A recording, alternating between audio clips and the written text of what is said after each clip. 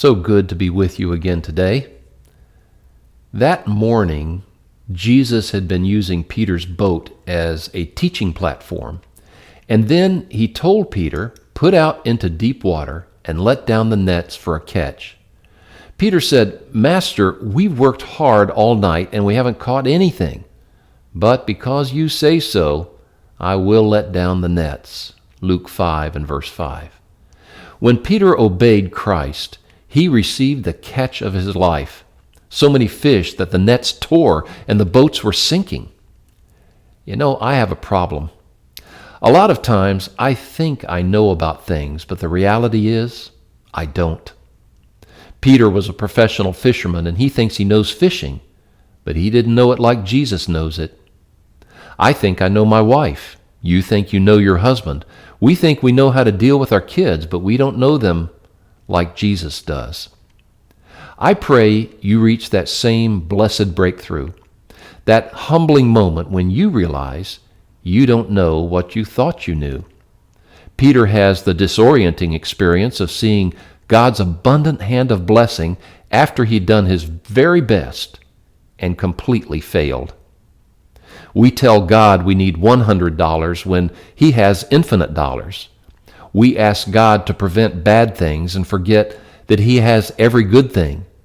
But that good thing may take us in another direction. Not a bad direction, but a different and better direction than the small things we waste ourselves on.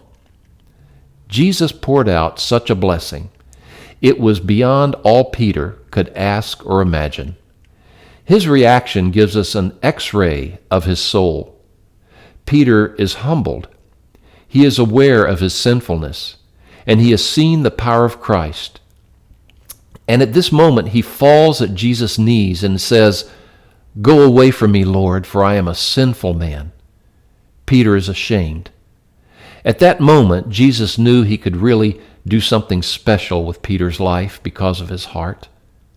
You can picture Jesus placing his strong hand on Peter's slumped shoulder when he says the words, "Don't be afraid. From now on, you will fish for people." He calls Peter to rise, to live for better things. And Peter left everything and followed Jesus. I pray that you reach that epiphany, that crisis moment when you realize Jesus is calling you and is going to supply you with everything that you will ever need. A rising that makes your former way of life unnecessary, and where you will follow Jesus unencumbered by your past. Peter stood up, and he turned his back on his nets, and he walked away with Jesus. Peter left what he knew for the one he knew. Make sure that you subscribe to our YouTube channel and click that bell icon for more spiritual content, and maybe you could pass on this talk to a friend who may need to hear it. God bless you today.